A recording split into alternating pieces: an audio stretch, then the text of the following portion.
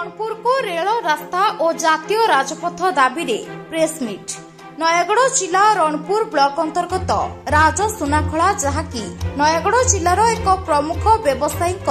पेठस्थली भाव में परिचित। रणपुर निर्वाचन मंडलीर जनसंख्या प्राय 1,80,000 ऊर्ध्व।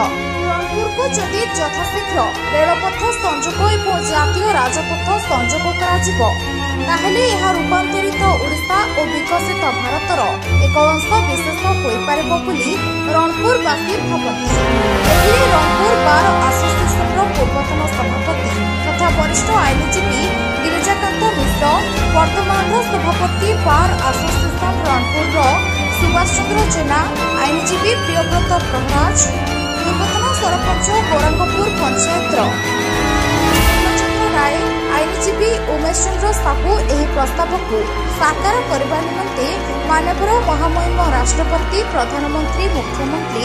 राज्यपाल और रेल मंत्री उद्देश्य दाबी पत्र प्रदान निष्पत्ति निया जायतिला। रणपुर मानस कुमार साहू रिपोर्ट संभव टाइम्स। देवी प्रसाद सामंतराय जो पदक्षेप नहीं रणपुर विकास धारा को आगू को नेवाई से एक नूतन पदक्षेप जो कथा गुड़ा जो मैंने भारत वर्ष को विकसित राष्ट्र परिणत करने निर्णय कर जो मैंने ओडिशा राज्य को विकसित राष्ट्र परिणत करने निर्णय कर लोक मैंने कहते हैं आम बर्तमान विकसित अवस्था जावाक आ 10 वर्ष हाड़ी रहा जो विकास आगे जाऊँ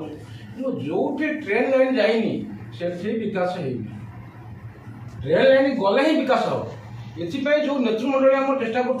बर्तमान सब कालस अवस्था कहीं उठिना से सचेतन हवा दरकार रणपुर दाबीटा को लेकिन पार्लियामेंट प्रस्तावित करवा दरकार रेलवे मिनिस्टर पाखे उपस्थित करवा दरकार और ये गोटे संजयकरण हो हवा दरकार ये रणपुर विकास होमें कहीपर बर्तमान आम संपूर्ण भाव में रणपुर विकास होपारू ना ये प्रक्रिया बोर्ड जो मैंने सब अच्छा तत्काल बर्तमान जो सांप्रदायिक नेता मैंने अच्छा विभिन्न दल नेता मैंने समस्त अनुरोध समस्ते एकजुट भाव एकम भावे से समस्ते ये मतामत को रखते रणपुर विकास ट्रेन लाइन निश्चित आवश्यकता रही ट्रेन लाइन आसिले रणपुर विकास हो। जय जगन्नाथ।